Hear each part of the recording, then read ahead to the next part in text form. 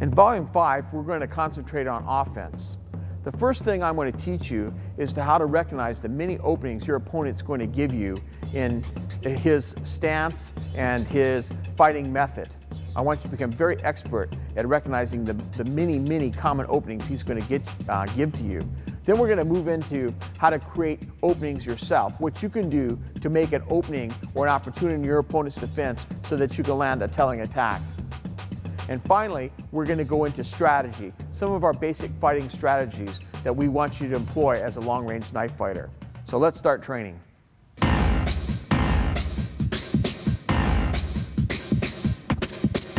If you want to become a highly skilled knife fighter, you need to be aware of all the openings that are present in your opponent's defense. There's lots of common openings that you'll notice once you become aware of them. In the following presentation, we want to teach you how to recognize common openings so that you can take full advantage of them, stay at long range, cut or stab him, disable him, and move in and take him out with minimal damage to yourself. When you recognize these openings, it'll give you a good opportunity to score with no possibility of his counterattack hitting you. So let's get busy. Perhaps the most common opening you'll see in your opponent's defense in a knife fight is what I call a still hand. For a millisecond, you'll look for your opponent to hold his hand still. If he holds his hand still for even the briefest moment, he's really vulnerable to being attacked at that particular moment in time. So you want to look for a still hand. If Ron comes on guard and his hand is still, it may be moving around, in and out, and all over the place, and all of a sudden it holds still. I've seen this in all kinds of positions. Sometimes people hold their hand still up here. Sometimes they hold their hand still as they move. Sometimes they're moving their hand around and they rest for a second, or their mind shifts, or they're thinking about something else, and their hand will be still for just that long, and then it'll start moving again. Look for the slightest bit of time in which that hand is still, and when you notice it, you have a huge opportunity to land unopposed, to get in a stab or a cut and get out totally unopposed. When he comes on guard and his hand is still, like I taught earlier, he's vulnerable to an upward stab at the bottom of his hand. He's really vulnerable to hooking stabs, forehand and backhand. Have him switch so they can see the backhand. I can step to my left, turn my point, and drive it into the back of his hand and break those metacarpals. All I do is just take a little step here and turn my wrist and drive the point in.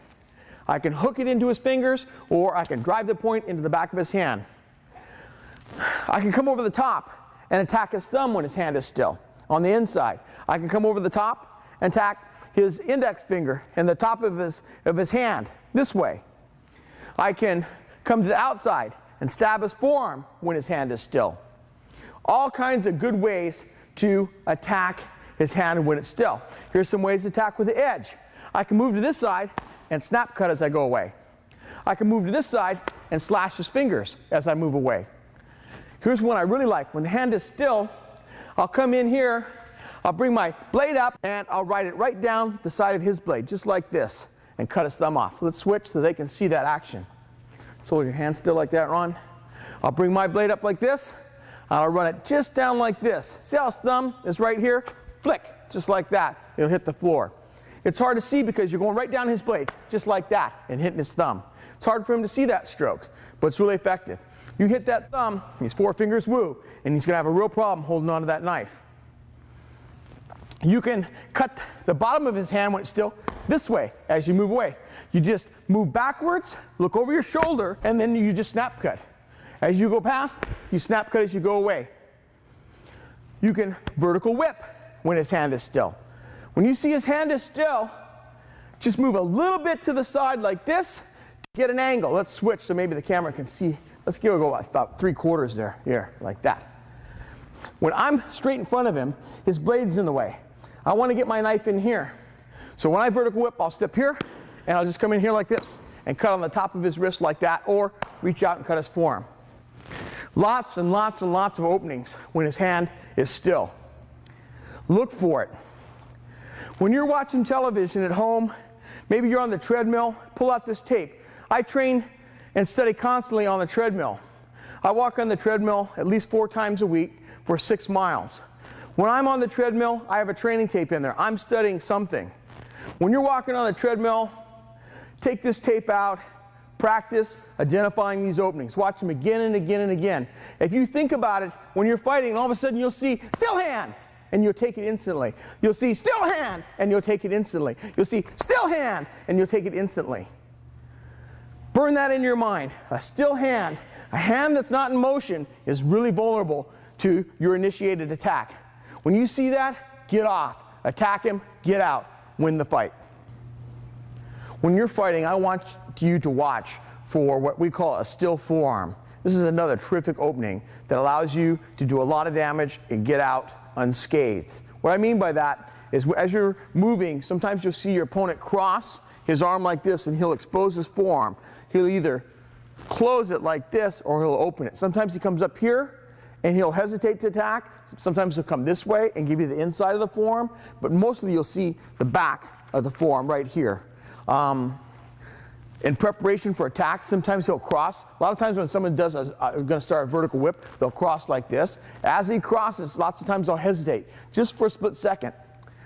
That's why you have to have these opportunities or openings drilled into your mind. You have to recognize them instantly.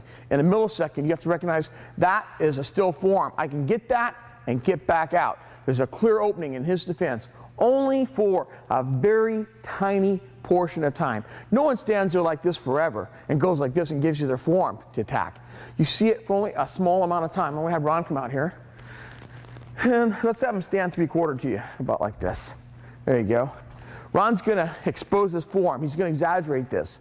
But see this beautiful target right here? You've got everything from the wrist to the elbow. I usually like to come right in here with a vertical whip. If I see that somebody exposing the forearm, I'll vertical whip like this. I almost never stay there in the same spot though. After I cut it, I'm moving.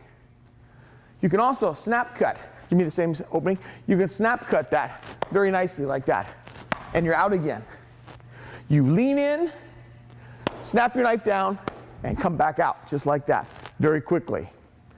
The other way you see it is, let's come over here, is he starts to raise his knife to attack, and you cut him here. Anytime, sometimes you'll come out this way. If he comes wide, you see that arm open up, and you attack the inside of the forearm. I frequently see people come up, and they don't know exactly what they're going to do, because I've changed my position. I don't stand still. When someone starts to feint me, I move and wreck whatever they have going on. But when I see his arm come up, I take it. Brings his arm up, and I take it, just like that. Watch for that exposed forearm, either crossed or open. Take it when you see it. I want you to remember, whenever you see your opponent hold still for even the smallest amount of time, that he's vulnerable.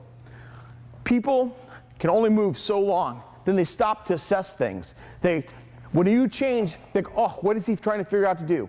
Anytime you see somebody hold still and not be in motion, they're vulnerable. I'm going to have Ron come out here. And let's switch Ron and get on this side. Come on, guard. When you see him still, you have lots of opportunities. His leg may be vulnerable. The outside of his elbow may be vulnerable. His shoulder is vulnerable.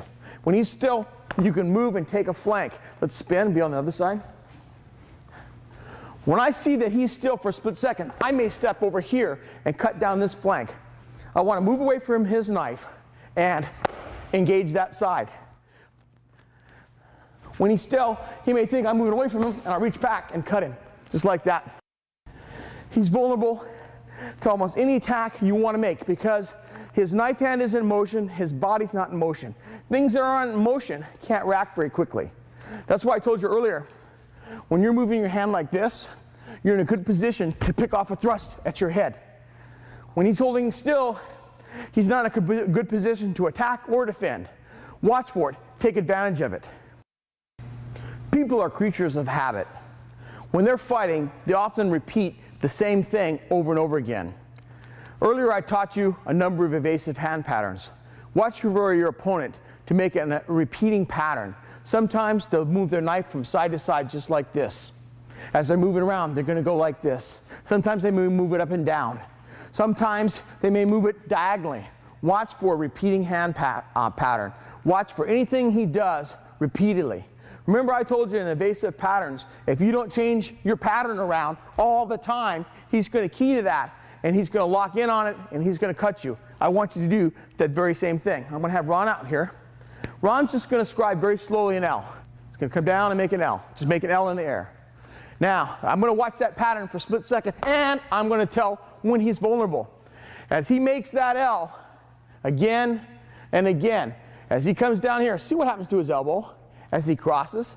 That elbow comes out for a split second. So I'll watch that pattern, and then I'll cut into it at the appropriate time. Let's switch. Just keep cutting that L. As he comes here and gives me that, I'll pick that off because I see what's poking out in that evasive pattern. How I can come to him. I stay away from his knife because I don't want to get close to this. Our goal is to cut him, get out, make him bleed and suffer, we're leaving, okay? When I get that cut, I'm going to come out here now and see what happened. Maybe now I'll come in here and cut his hand. When I cut his hand, he drops his knife. Now I cut him again, and I finish him right here. Step on his knife, kick it away, throw him on the ground, and get him some more. All right? Look for a repeating hand pattern. It could be an L. It could be a C. It could be a D. I don't care. It could just be erratic. If he's coming erratically, you can cut a number 12. When he's being erratic and you can't tell what his pattern is, cut straight down. Most of the time you get him. We're going to come back to that, emphasize that further. Look for a repeating hand pattern. Don't let him notice that you picked up on it though. When he's repeating, don't let him know that you noticed that. And at the appropriate time, you move in and cut him. But look for a repeating pattern. Almost everybody does it when they're knife fighting. Take advantage of it. People make mistakes in their fighting stance all the time. They expose their body unnecessarily and unwittingly. I want you to learn to take advantage of it. One of the mistakes that they commonly make is they expose their elbows. Sometimes in their fighting stance, they'll let their lead hand, they'll let the elbow turn out as they move around. Or they'll let their live hand side, they'll let their elbow turn out. I want you to look for that. I'm going to have Ron come in, and I'm going to have him turn 3/4 here like this, Ron. Just come on guard. Now, I want you to turn your right elbow out so it faces out like this. Look for this. Lots of times when they're moving, that elbow will turn out. When you see an elbow turn out, it's a good opportunity for you to come in with your knife and just clip off the edge of it. What I like about attacking the elbows is it keeps me away from his knife hand. I can come over here and just cut the edge of that elbow. Stay away from his knife hand. Look over here. Sometimes I'll look in this direction, look over here, but step there. Sometimes my whole body will turn here. As I turn here, and then I step this way. And I come in there, and I just clip the edge of that elbow. If you've got a heavy knife, like a Trailmaster or a Laredo Bowie, and you come over and clip the edge of somebody's elbow like that, you're going to shear that bone off. You're going to bust it. That elbow is going to be screwed. He's not going to be able to use that knife arm. Now, this is a very light trainer. This only weighs about 3.5, 4 ounces. We're talking about hitting this with something that's 15, 16 inches long that weighs 17 ounces, that's razor sharp. You come in on that elbow and you smack it like that, it's finished. Let's roll to the other side. Sometimes they'll turn, let's have them face the camera a little bit. You'll turn this elbow out. The live hand, instead of being pinned here next to their pec, they'll let this drift out. They'll let the arm drift out. This is a really great target. Look at, when you see that, I'm exaggerating, but when you see that elbow come out on this side, thank Jesus, because you can come over here and relative safety. Now, remember, when I step to attack that elbow, I want to get my body behind my knife as fast as I can. So as soon as I step here, I'm going to cut and I'm going to turn and get my body behind my knife. When I step over here, I want to get my body behind my knife as fast as I can. Because even though I cut this, he may go, and I want to pick that off. All right? Just because you cut somebody doesn't mean that you can stop your defensive awareness. When you get this cut in, he may go here, and you can finish him. All right? But you have to be really alert. Try to always maintain a good defensive posture yourself. When you get that cut in, pick that one off. Pick that off and kill him. Watch for exposed elbows. When you get it, it's a good opportunity to attack. One of the best ways to win a knife fight is to make your opponent move. When you make people move for any length of time, I'm talking about even 4 and 5 seconds in a knife fight, the tension starts to break them down and they make mistakes. One of the mistakes you want to look for is an exposed flank. When Ron comes on guard, and I get him to move sometimes, I'm going to get behind my knife. Sometimes, though, as he's following me, he forgets to keep his knife in front of his body. Right now, he's got an exposed flank. The best way to attack that is to just stay there, Ron, is to continue. You just stay there. You continue your motion around that. You want to get to his rear. The safest place to be in a knife fight is directly behind somebody, okay? So when you see his flank exposed like that, keep moving around it. Even take a big step, pivot, and cut him. All you want to do is get a piece of that flank. If I can get over here and cut the outside of his arm, if I can get over here, bend my knees, and cut the outside of his leg, I'll take it. Sometimes the best thing to do is to take a step this way, switch hands, cut him, and keep going like that. Look for that exposed flank. Anytime that his body is in front of his knife, this side, this flank, is less defended. I'm not saying that he can't defend it. He could take a step here and turn to defend, but it's slower and more awkward. He's in a more precarious position. You may have a really good opportunity to attack then. So when you see an exposed flank, take advantage of it. Cut the arm, cut the elbow, cut the leg. You can come around this side and give him a quick speed jab. Maybe you take the spleen there on the left side. Maybe you get here and you poke him in the kidney. Hey, 3 inches from your taipan in the kidney, he's in a world of hurt now as a knife fighter. His ability to fight is going to degrade very rapidly. So take that flank. There's lots of good targets. You can get over here and you could stick him in the neck. Hey, it's not all just about the arm. Yeah, I'll take the arm or I'll take the elbow a lot of times because it's closer than the neck. The further I can stay away from my opponent and injure him to a good degree is safer for me. If I can get over here and cut him as I'm moving, hey, I'll take that. But if I'm really beating him on the turn, if I'm really turning and I beat him and I can stick him in the neck as I go by, I'll take that too. Watch for exposed flank. It's well worth it. As I've mentioned, one of the preferred targets in a knife fight is your opponent's face or head.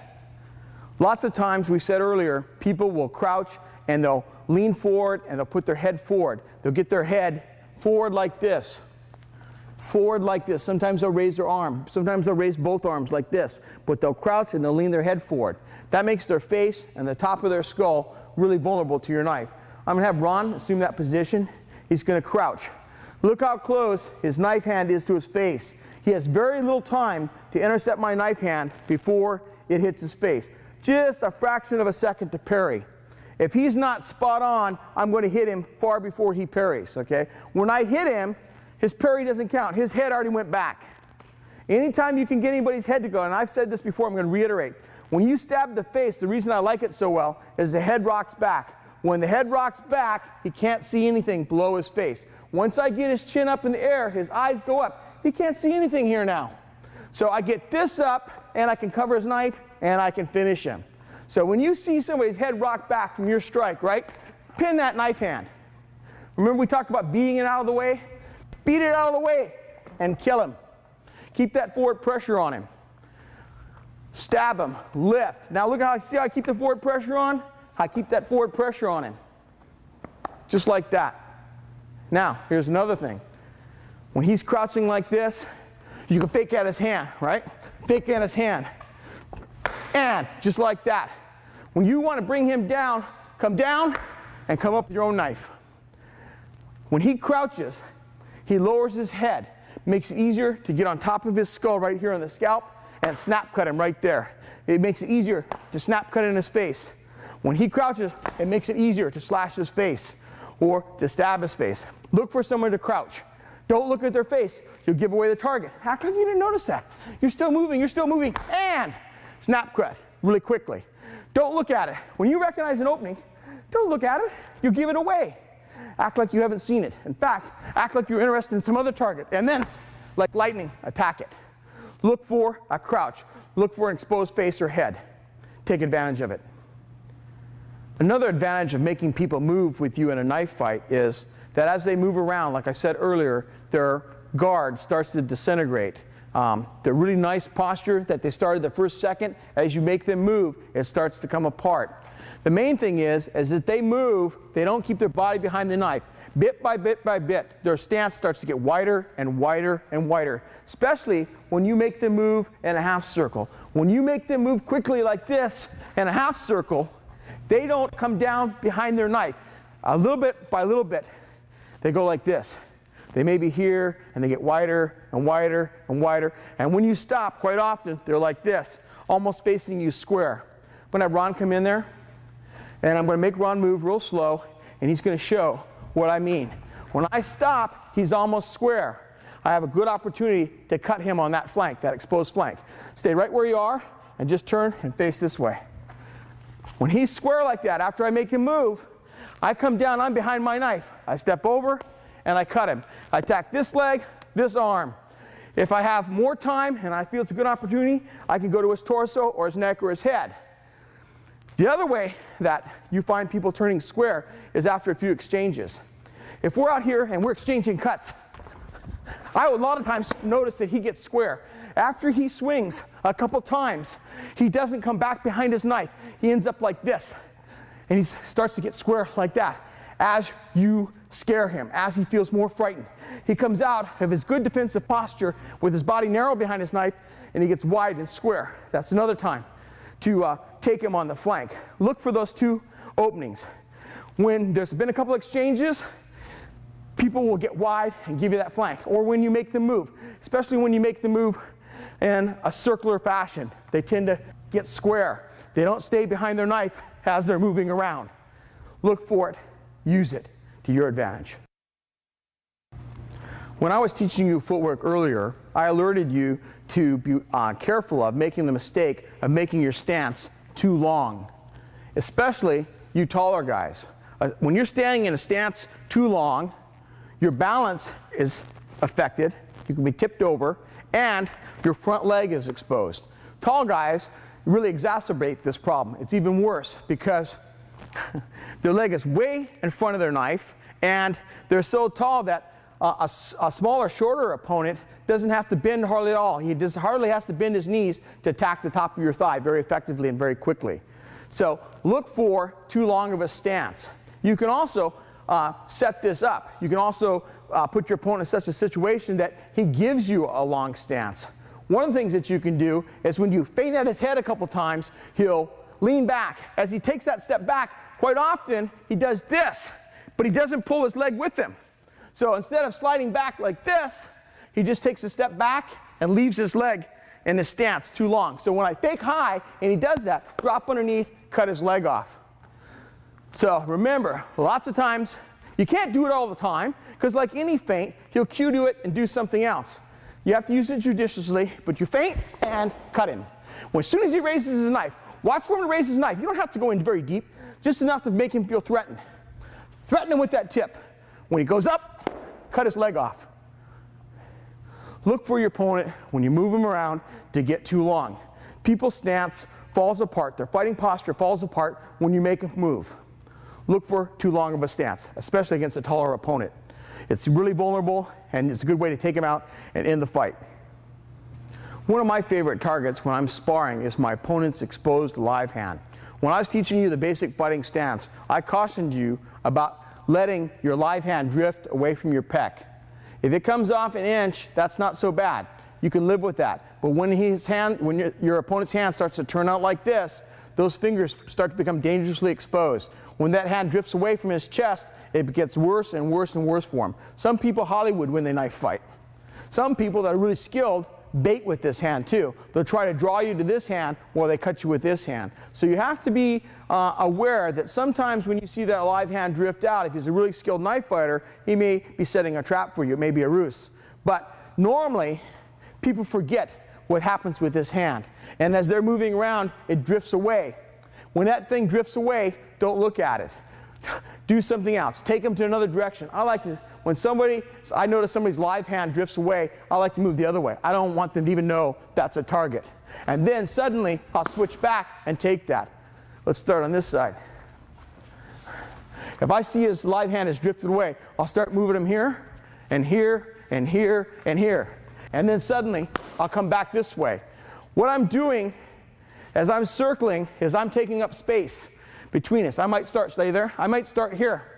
As I circle Ron, I'm taking up, keep circling with me, Ron. I'm taking up space, space, space, and suddenly I'll come back and cut that exposed live hand, just like that. You can also set the live hand up. When you see that a live hand is drifted away, take a cut at his hand, just outside of range, like that. See how he reacts? If he lifts his hand, the left hand high, if he lifts it high to get away from your cut at his knife hand, aha, say aha in your head. Because what you're going to do is you're going to feint that move again. When he lifts, you're going to go to his live hand. What you're going to do is you're going to come halfway in. Don't come all the way in, come halfway. When you see it go, then extend and take that exposed live hand. Come halfway, snap cut, take that. As soon as you get this, take his face. Because this can drop. You get here and take his face immediately. You cut his fingers off like little chunks of butter. Come back, take his face too. Take his face, keep going around, away from that knife. Look for the exposed live hand. You can get it quite often, especially in exchanges. If you're in here and you're missing, first he thinks this is the target. I'm trying to cut this hand. And it's a good thing to think that too. Most people will, because if I cut this hand, I can go to his torso. He knows this is the primary target. So lots of my action is here. But all of a sudden, without any warning, switch your attention, cut this. When he feels the shock of your blade cutting off 2 or 3 fingers, his mind is going here. When his mind goes here, your blade goes to his face and you finish him. One of the things I want you to watch for when you're fighting is to see if your opponent is tracking your knife hand. Where are his eyes? Are his eyes following your knife's movement? As you move your knife here, does his eyes follow? Do they follow over here? Do they follow up? Do they follow down? If he's not keeping his gaze on your whole body and using his peripheral vision and making his gaze wide, but if he's tracking your knife, you have a huge advantage because you can lead him to where you want him to go. If I see that Ron's watching my knife, I'll pull him this way, step and cut this side. I'll pull his attention over here. As his eyes go over here, I'll come back suddenly. I can lead him high. I'll bring him up and cut down here. I'll come low and come over the top and stab him. I might pull him to the side a couple times. As I pull him here, I'll switch and cut him on this side. Watch where your opponent's eyes go. It's a common mistake. Almost everybody that's inexperienced in knife fighting makes it.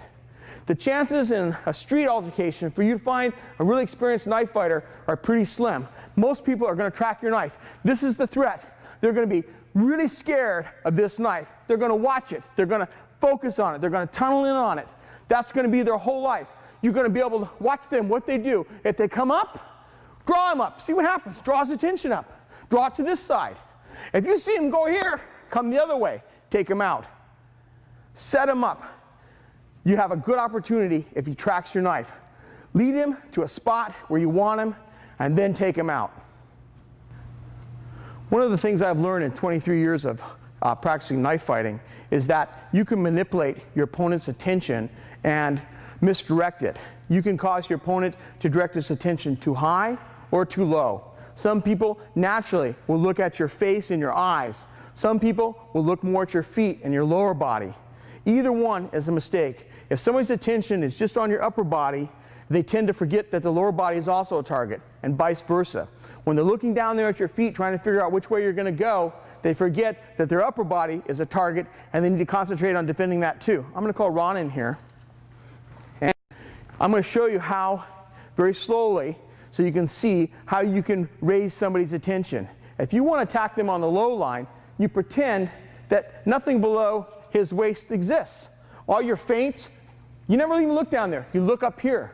You actually almost raise your head like this, like a turtle. Kind of raise your head like this. And it's like everything's up here. It's all the feints are up here. And suddenly you jump underneath that knife. When you see him raise and all of his concentration and everything's up here in his face, and then you get that, he doesn't expect it.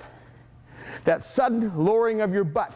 As you come up, here, drop. Now as you drop, look up. If you're not successful, that knife's going to descend and you're going to have to defend. But If you've got a Trail Master or a Laredo Bowie, and you get a good cut in here or a good chop, he's going to flop. He's not going to have a counter because he's not going to be standing. He's going to be falling. Same thing. If you want to attack his face, you don't pretend his face even exists. Don't look at it. Everything is down here. You're looking at his feet. You're stabbing his hands. You want to make him feel threatened in his stomach. And without warning, you attack him on the high line. I like to go for best results. I like to go up here, the top of the head. For some reason, people don't think this is a target. They think at the most, oh, I might get stabbed in the face. They don't realize that this is a terrific place to hit somebody in a knife fight. I'm going to reiterate, you crack somebody here, blood is going to piss like a river down their face. It's going to blind them. They're not going to be able to see. When you get that, you got that. For a split second, he's going to be vulnerable. It's a horrible shock. You could just see on his fencing helmet, when I get a snap cut like that, you can just see that vibrate. If he didn't have any protection on, his whole brain inside is going to be vibrating. As he's vibrating, you finish him, just like that. Look for people that their tension is too high or too low, and attack where they're not concentrating. That's a good way to be successful in a knife fight. One of the things that I can almost guarantee will occur in a knife fight is you're going to notice a momentary loss of attention in your opponent. If you can make your opponent move for 3, 4, 5 seconds, after 3 or 4 or 5 seconds, his attention isn't going to be 100%. He's going to have very minute lapses of attention where he's not concentrating on either his offense or his defense. I want you to look for those and take advantage of them. When someone has a lapse of attention, you have a terrific but small window to attack in. At that moment in time, you have a really good opportunity to get your knife in, do some damage, and get out. But it's a very, very small window. As he gets more tired, and getting tired in a knife fight is 7, 8, 9, 10 seconds. 7, 8, 9, 10 seconds in a knife fight, we're all tired because it's such an anaerobic, high-stress event. I mean, you're just milliseconds away from being maimed or blinded or killed by your opponent's knife. You're under tremendous stress and pressure. That erodes people's attention very quickly. Within a few seconds, it's going to degrade. Watch for that momentary lapse of attention. Now, how do you know when that attention is going to lapse? It comes from experience.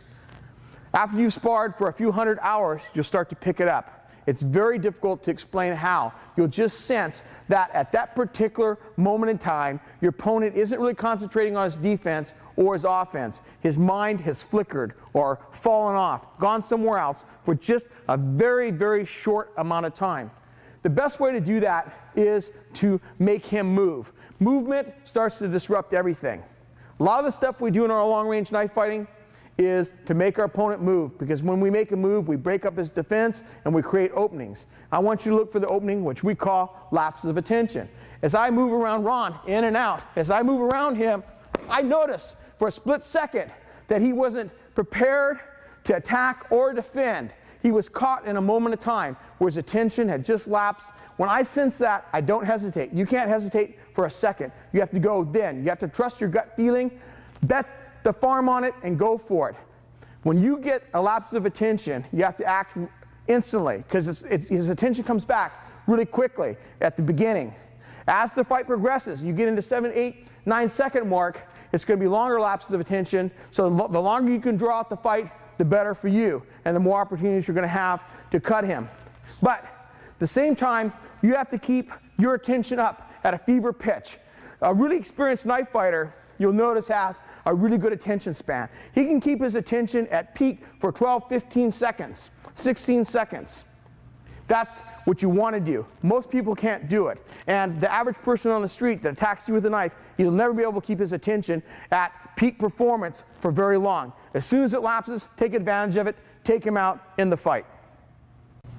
Earlier in this presentation, I told you that knife fighting footwork is different from any other sport. Because you don't have to bring power, it has to be very nimble and adroit and very clever and smooth and quick.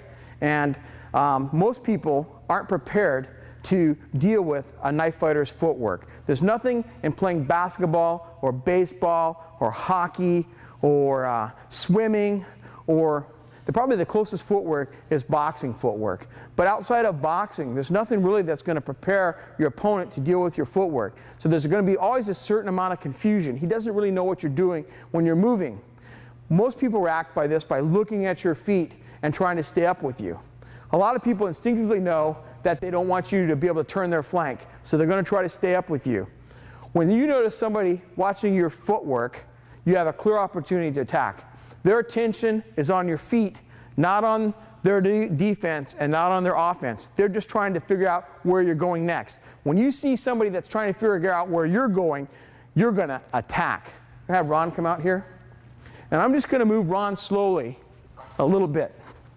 And I'm going to watch him to see what he does. And when I watch him go in my footwork, I'm going to switch hands and cut him. As soon as I notice, as I move him, that he looks down at my feet, or I can see him start to track, that's when I'm going to attack.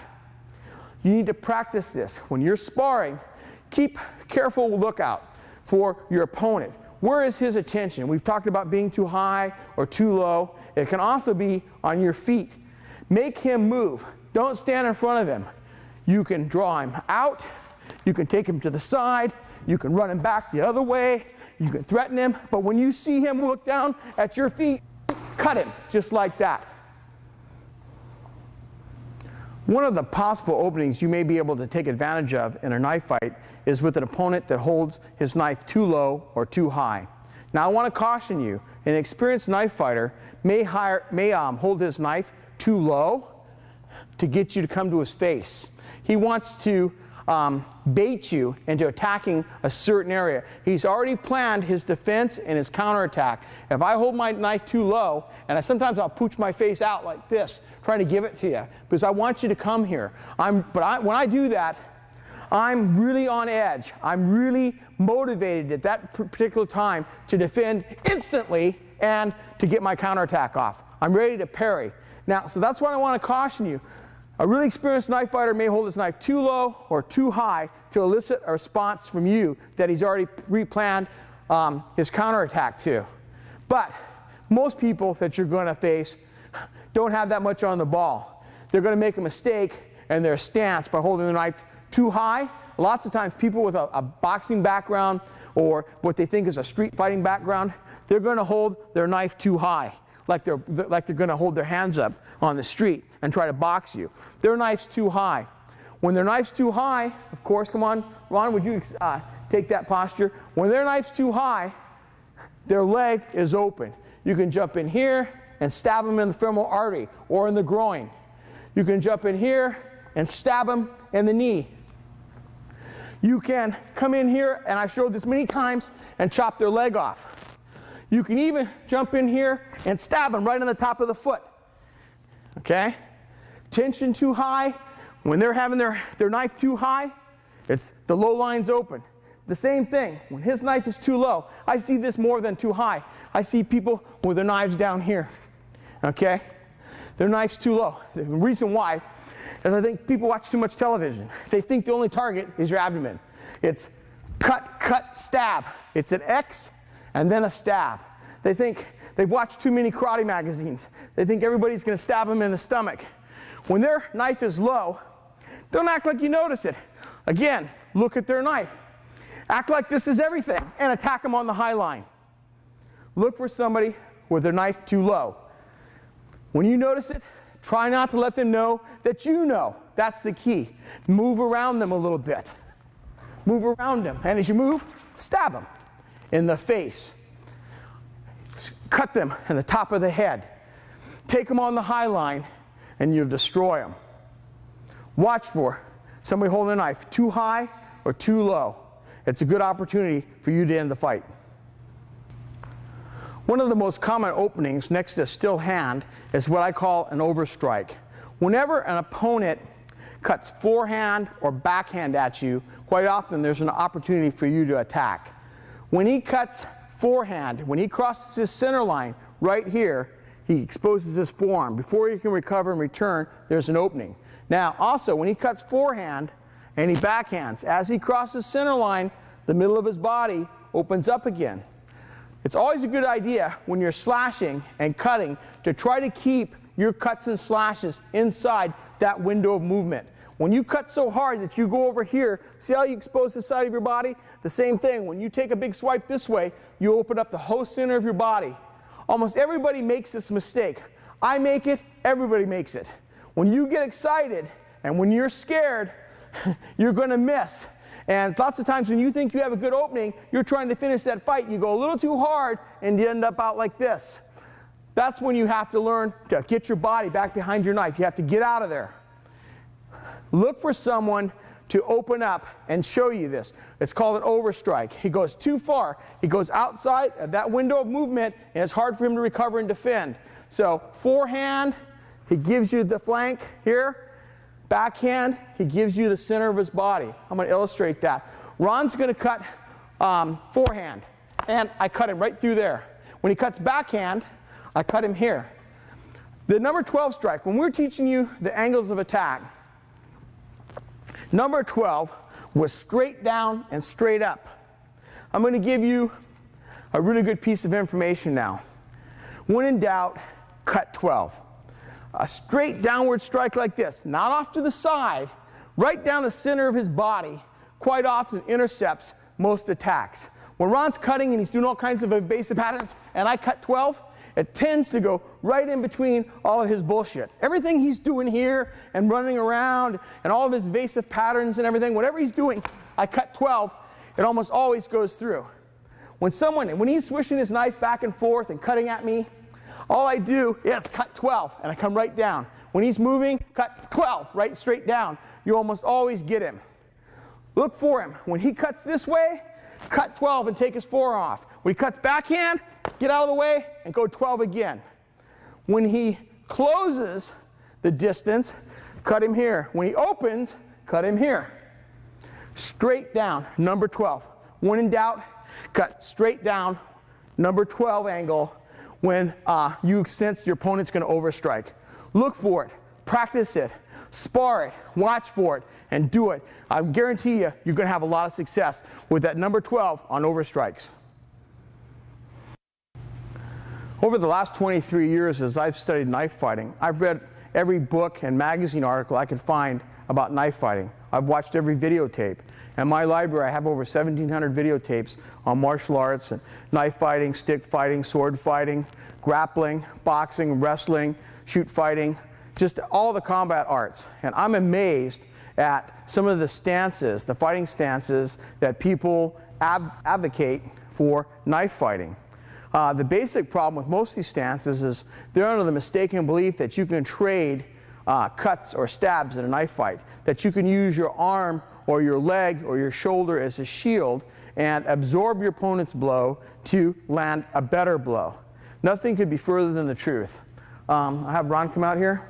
Ron, I want you to adopt the special forces stance where your hand's like this. No, this one here, like this. I've seen this in a lot of knife fighting books. The idea is that this arm is going to guard and parry, and you're going to hold your knife hand back so it's hard for your opponent to get to it and injure it. This is the silliest thing I've seen in the world, and I'll tell you why. As soon as I see this, and I go like that, that arm's finished, and so is he. This is silliness. Anytime I move to this side, he has a hard time defending. Now, he could help himself a lot by this if he sucked this back in here and made me come in really close where he has a chance to use this knife. But when he holds his hand out here in front like this, I can come to this flank and attack him with impunity. If you don't believe me, spar it out. Have one person adopt our suggested fighting stance. The other person get the special forces stance going. Let's see who gets cut the worst, who gets cut first, who dies the first. It isn't going to be the guy with our long-range knife fighting stance. I guarantee it. The next silly stance that I see is this crouch stance where you're using your arm as a shield. The idea is that the arm and the forearm and the hand protect the neck and the vulnerable abdomen area. Supposedly, you block with this hand, just block, and counter with the other one. But what happens is, if I get this block, I can pick that up.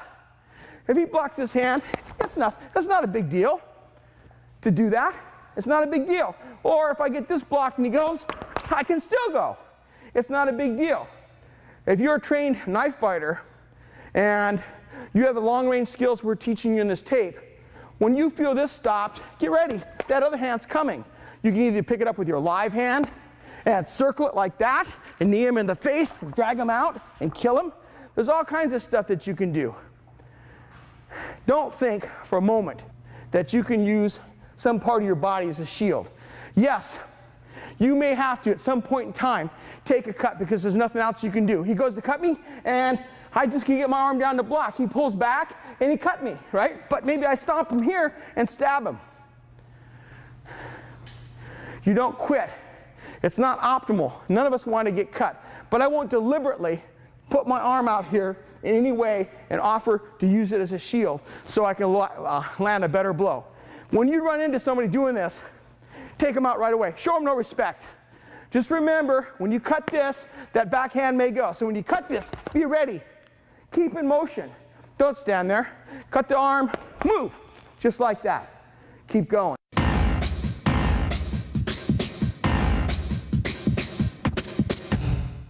As I mentioned earlier, most of the opponents you're liable to ever face in the street with a knife aren't going to be skilled knife fighters. Because of that, you have to be ready for very unorthodox attacks. Some people will attack with total disregard for their own safety. They'll abandon all thought of their own physical well-being just to attack you. I'm going to demonstrate this. I'm going to have Ron come out and I'm going to give you a demonstration of what an unorthodox wild man attack will be like. When Ron and I are practicing kickboxing and self-defense, one of us always assumes the wild man in every session, and the other one practices defense and counterattacks. Because in a street attack, quite often, people don't attack with nice jab, cross, hook combinations. Those punches come from every angle, every direction, and with all kinds of uncertainties, a staggered rhythm, broken rhythm.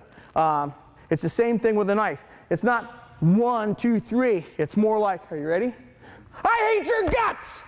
I'm going to kill you! I hate you! I hate you! Stuff like that.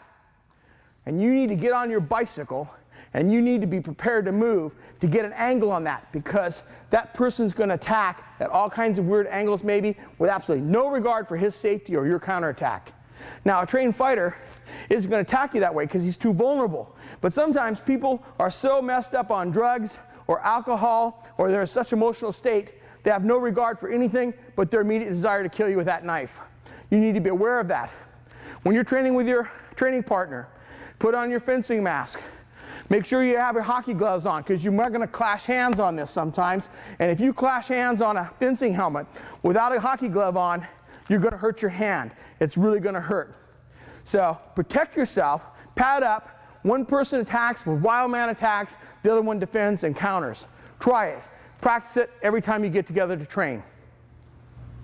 One of our basic strategies as long-range knife fighters is to always keep our knife hand in motion. I alluded to this earlier when I was teaching you evasive patterns. I was telling you different ways that you can move your hand continuously to make it hard for your opponent to key on your hand. When you're fighting and you're within range of your opponent, your hand, your knife hand, has to be moving. If it's still, it's vulnerable. His initiation is always going to be faster than your reaction. If your hand's in motion, your reaction time goes up exponentially. If it's still, you're way behind the curve. If you're moving even a little bit, you have a better chance of defending successfully. So I want to demonstrate now. I'm going to have Ron come in and he's going to attack my knife hand. I'm just going to stand here in the on-guard position. Wait, Ron. I'm going to stand here in the on-guard position with my knife hand still, and I'm going to try to evade his attack.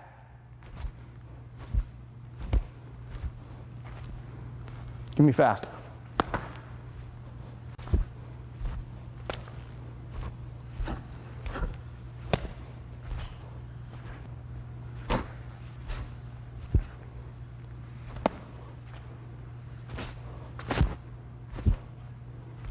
Hard for me to do. Very hard. Now, watch. When I can add motion to it, it becomes even easier for me.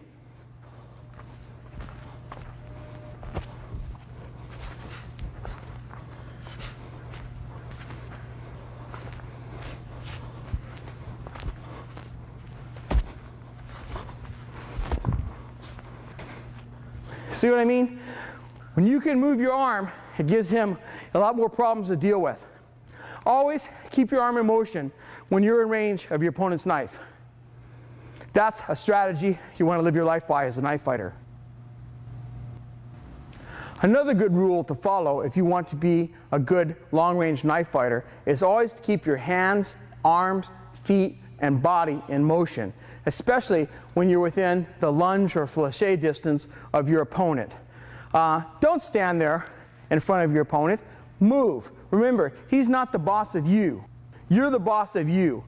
He can't direct what you're going to do. You move. You go where you want to go. Don't stand there where he feels comfortable. If Ron, and just go slow, Ron. If I feel like he wants to be there, maybe I'll come over here. If he's at long range, maybe I'll take up some space. Maybe I'll give some space. Maybe I'll move like this. I'll move in, I'll move out. Maybe I'll lunge at him, but I'm going to keep in motion.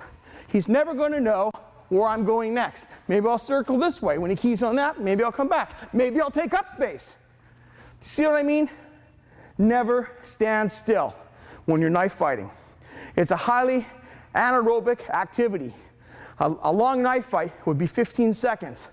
You've got to move like your life depended on it, because it does. Don't stand still in a knife fight. One of the best ways to assure that you'll emerge from a knife fight unscathed is to always make sure that you fight at long range.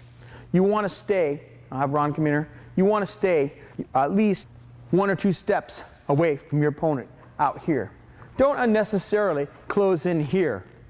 I see a lot of other people teaching close range knife fighting.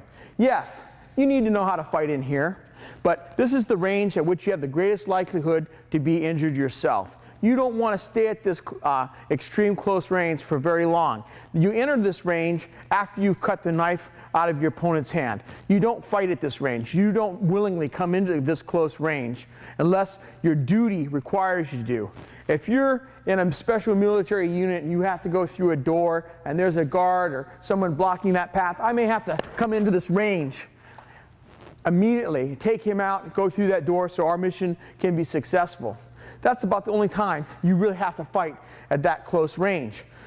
If you want to have the best chance to emerge without being wounded and take out your opponent and survive that fight intact, you need to fight at long range. Move around. Stay outside. Don't move in. Look for an opportunity where you can take your opponent at a moment of time where he's not expecting it. Stay out of long range. He's not the boss of you. Don't let him coerce you or try to manipulate you into fighting his fight. Stay out until you see the opportunity. You're sure that's the moment. Then take him out. Try to always stay and fight at long range. Don't move in here close or even at middle range unnecessarily. Stay out here where you have the best chance to break him down and get off your own attack. As I've said before, knife fighting is a very anaerobic business. Your heart is pounding. You're using oxygen up faster than you can replenish it. You're running low on gas when you're fighting with a knife. You're putting out a lot of effort, and you're not going to be able to recharge your batteries quickly. So you're going to empty out, and at some point, you're going to have to rest. One of the strategies a good long-range knife fighter always employs is he always rests at a safe distance. Don't rest when your opponent can easily cut you. Don't rest here. You can get cut here. Rest out here, at least outside of his lunge range. Remember, right here, I can lunge and stab Ron. I can easily take his hand and almost reach his body from this distance. You need to be aware of what your opponent's lunge and flèche distance and get outside of that. Ron can't reach me with a single step from here. If he lunges or flèches, he can't reach me. He's going to fall short.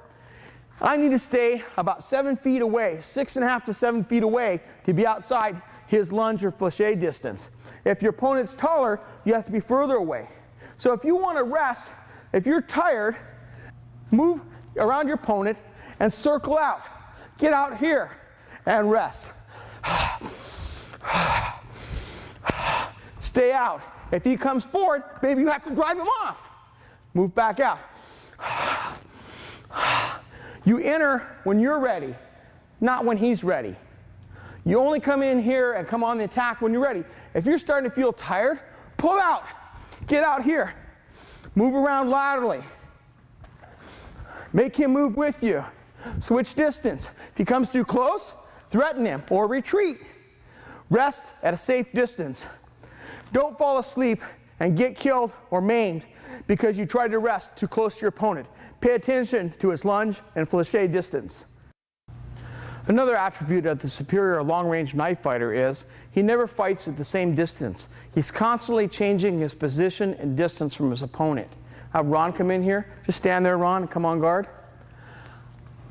You got to remember that your opponent, and I've said this time and again, and I'm going to keep saying it. I want to drill it in your mind. Your opponent is not your boss. When you're in the ring fighting, you don't fight your opponent's fight. You fight your fight. Same thing with knife fighting. You don't let him dictate where you're going to go. He's not the boss of you. You dictate where you're going to go and force him to react. Never stay at the same distance. And I see this in our training classes all the time. If I can get my students to circle, they stay right about here, just about one step away. They never come in or out. I want you, let's move over here, Ron, so the camera can pick up. I want you to vary the distance that you're at from your opponent. Maybe you drive him off, come back out. Squirt to the side, drive him off, come out, circle out, circle out, circle out, circle out. When he thinks everything is everything, you come back in, suck up that space. When you're changing the distance, he doesn't know what your plan is. Sometimes I want to give space and lure him into the attack. He thinks I'm retreating now. I'm just timing him to get in my counterattack. I want to attack him at that point in time where he thinks he's safe. He thinks he's got me on the run.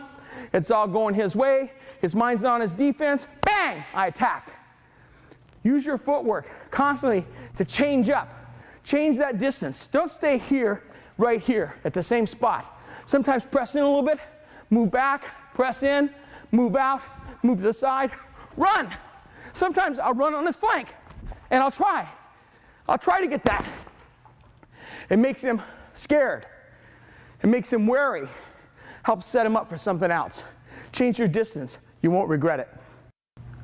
Another strategy you can employ in a knife fight is to change the tempo of the fight. Just like when I was talking about just recently changing the distance, you can change the speed and the pace of the action in the knife fight. You can bring it up to a high level, reduce it, bring it up, reduce it. What you can do is you can actually lure your opponent into making a mistake or going to a sleep by changing the tempo of the fight. I'll have Ron come out here, and I'm going to go in real slow motion so I can talk. I can drive him off with vertical whips. I can come right back again. Now, I can come again. So what I'm doing is I'm being really aggressive here.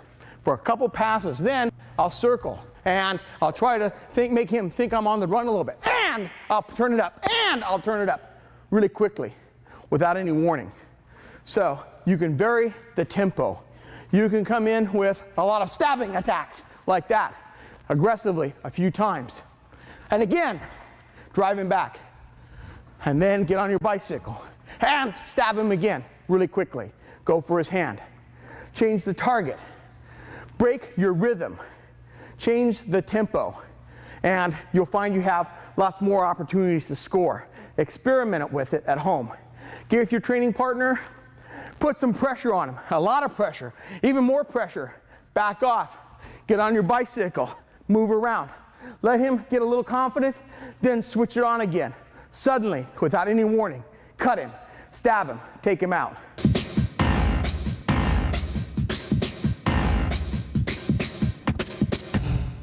After you've spent a few hundred hours in actual sparring with your training partners, you might think about exploring changing your posture. Our main fighting position looks like this. Our shoulders back, our feet are pointed at 11 o'clock, our knife's pointed at our opponent's face, our live hand's pinned here on our left pec, our elbows are tucked in, our knees are slightly bent, our heels up. This is a pretty good fighting posture. It's our basic fighting knife posture. But there's other postures that you can adopt that may cause confusion and give you some advantage over your opponent. One of the ones that I like is what we call our extended arm posture. I'm going to call Ron in here. And just come on guard, Ron. What I'm going to do is instead of taking our normal posture, I'm going to change it a little bit. I'm going to come on guard. Instead of holding my knife here, I'm going to extend my arm till it's almost straight out here. It's going to be about shoulder height. The advantage of this posture is I take up space with it and I threaten. I hold people off. When I hold my knife out like this, I'm holding him away from me. Now, when I do this, I want you to notice the negative about it is that your hand is still. So you have to be very defensively minded when you do this. You know, my arm isn't, sometimes I'll move my arm a little bit like this to help myself a little bit, but for the most part, it's not highly evasive. But what it does do is it takes up a lot of room. I can also encroach on his space very easily like this. I can walk right in on him. If he doesn't go for my hand, I can stab him. If you need to make a quick kill, this is a good way to do it. If someone's there and you need to take them out, you come in extended posture, you come into their space, and they go for your hand, you step in, cut them, step on them, stab them. Just like that. It allows you to enter. He's either got to deal with your hand or eat your thrust. One or the other. You're going to encroach on his space very quickly. Now, when you do that, you got to be on red alert, eh? Because he's got to deal with his hand immediately, or he eats the blade.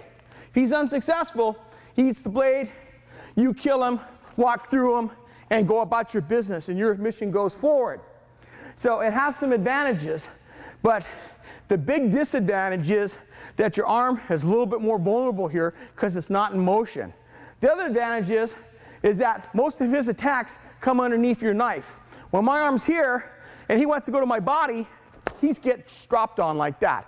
Most of attacks come underneath that, and I can come to his arm very powerfully and develop a lot of momentum. Also, I can stab him from here, just like that in the forearm, just like that in the pec. So it gives you a good position to thrust and to drop with cuts on, but it has some disadvantages. It's for an experienced knife fighter. After you've got a few hundred hours in knife sparring under your belt, you might want to think about trying this and experimenting with this posture. This posture is also seen in Kenjutsu, Japanese sword fighting. You can see this posture adopted with a samurai sword. So it's an ancient way to hold an edged weapon. It works. I wouldn't do it if it doesn't work. Everything that we teach you has been found to be effective in thousands of hours of knife sparring. So practice this and make it your own. You may need it someday in your bag of tricks. If you like to fight with a heavy knife, like a Bowie knife or a kukri, I'd like you to experiment with our overhead posture. This posture is particularly well suited for knives that are heavy with a real weight forward blade.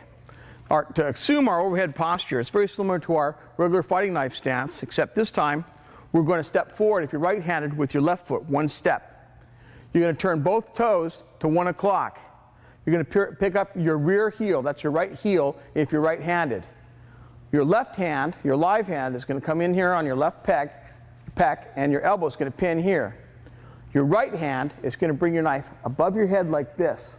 So the back of the blade, right here, the unsharpened part, is over your head. Now I want you to bring the point back like this till the point is just even with your forehead, just like that. The purpose of this is to keep your opponent from knowing how long that blade is.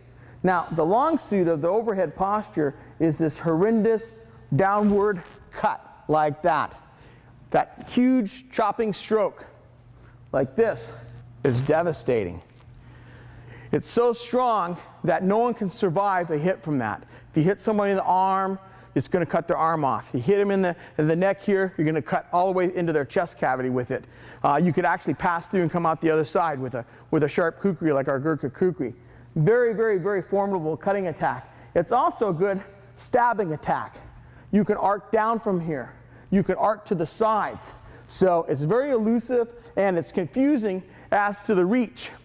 People don't understand that you can reach a considerable distance stabbing this way. They have no idea that you can cut them from a long distance away with a single stroke. So quite often, they come unwittingly underneath your knife. That's what I like about this, is this stance puts that person underneath your knife. When you hold your live hand in here tight, keep your elbow in. To attack this, they have to come forward, in close. When they come forward, they come underneath that. Now, to make this posture or stance work, you have to be aggressive. You can't be passive. If you're passive, he's going to move you and take this flank. We already told you that when your body is in front of the knife, this flank's vulnerable. You got to keep that in mind. This is an experienced, this posture is for experienced, skilled knife fighters only. Don't do this if you're a novice. You won't have the skill to pull it off. You've got to have a lot of aggression.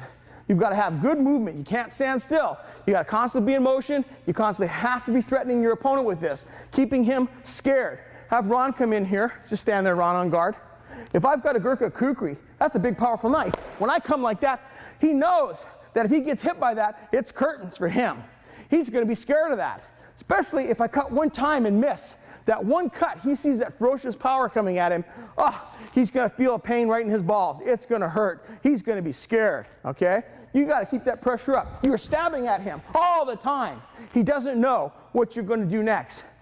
Now, to defeat this posture, he has to come in here, take your flank, and get to this portion of your body without you cutting him. Now, it's hard to use your knife defensively when it's up here. When you stab down, you better be ready to countercut anything that comes at you. If you miss, you better be ready to keep fighting because you're vulnerable. It's a committed stroke, but it can be very useful. It'll confuse a lot of opponents. Most people won't have seen it, and they'll walk right into it like that. So, put on your 3 weapons rated fencing mask. Get out your trainer. I made one here out of boogie board foam and duct tape. I like to train with a kukri like this. Make a trainer, put on your protective equipment, and practice. Try this out. I don't think you'll regret it. It's a great thing to have as a change-up in your arsenal. Several times during this presentation, I've alluded to the necessity of changing up your defensive evasive hand patterns. You can't cut the same pattern all the time. It's the same thing in offense. You can't present the same offensive posture all the time. You need change-ups. We just taught you an extended arm posture and an overhead posture. Now I want to teach you a high posture. I'm going to have Ron come out and come on guard. To assume the high posture, what I want you to do is stand with your feet shoulders distance apart, step forward on your right foot, turn your feet to 1 o'clock, raise your left heels, just like our regular knife fighting posture. The main difference, though, is we're going to bring our hand up high till our hand is over our head. We're going to bend our wrist, and our point of our knife is going to be pointing down towards our opponent's chest, just like this, okay? What this does is this puts our blade at an angle that he's not familiar with. Again, he's under the blade. I can stab down like this. I can stab straight into his face. I can drop. Now, I'm in a palm reinforced grip here. To cut, I have to switch to a forward grip to drop, to have the strength to hang on to that knife, okay? But I can get tremendous power doing that because it's dropping a long ways down to cut him. So I can stab at all kinds of different angles. These descending angles are very elusive. It's hard for him to judge the angle I'm going to stab at. Now, to make this posture work, just like with the overhead posture, you have to be very aggressive. You can't be passive to do it. It presents some problems for your opponent when you're always stabbing at him all the time at weird angles all the time. Or when every time he tries to move in on you, you cut him like that. So he's always underneath your knife. The downside is like with the extended arm posture. When I'm here in this high posture, my arm is almost frozen. I have a little bit of motion to it, but I don't have the full gamut of evasive maneuvers I have in our regular fighting stance. So you have to be aware that your arm is a little bit more vulnerable, and he's going to be trying, that's the main goal, he's going to try to counter slash you. Adopt that high posture for a second. When his knife is up there high like this, I'm going to drop it down a little bit lower. I'm going to try to get in here and move my blade close so that I can snap cut it. That's what he's going to be looking to do. So you need to be aware of that his goal is to close the distance, inch his knife in, and slash like that, suddenly, without any warning. So you have to be ready to move your knife. You also have to constantly keep up this aggressive stabbing attack. But it has some real advantages. You know, obviously, when I'm up high like this, it's hard to defend the low line. But he's got to drop to attack my low line. He has to come in deep underneath my knife, just like that. And by the time he gets there, I can develop tremendous power. I mean, see how far this knife moves? When I hit his arm like that, flop, it's done. So this high posture has a lot of advantages, some disadvantages. You need to play with it and make it your own, because you may need it someday to win the fight. If you favor a fighting knife that's particularly well suited for stabbing attacks, our loaded posture is something you might want to consider because its long suit is stabbing. To assume the loaded posture, it's very similar basically to the overhead posture. We're just going to change one thing.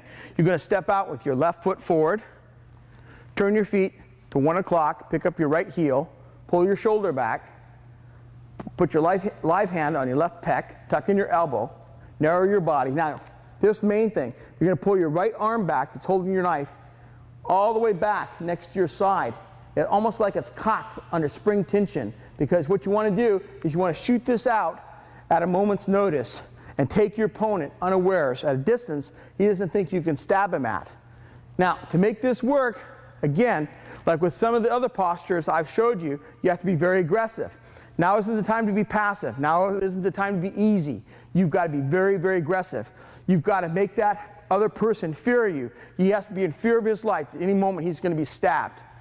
You have to drive him. You have to work him. You have to be busy. You can't rest. You can't be inactive, or it won't work. If you're not willing to put out a lot of effort to make this posture work, don't adopt it, because it won't work for you. I'm going to show how it works briefly. Have Ron come in. Come on guard, Ron. What I want to do is I want to move around. Now, you got to make sure that you're ready to use your live hand, and I'm going to shoot this knife quickly under spring tension, like this, at distances that he doesn't think that I can reach him. Sometimes I'll go for his face. Sometimes I'll go for his groin, like that. You're going to change up, but this arm is shooting out all the time. As you shoot out, be ready. If you miss, he may counter, okay? So you always have to be ready to defend. Play with it. Practice it. Maybe it's not for you, but maybe you'll really like it, and it might save your life someday.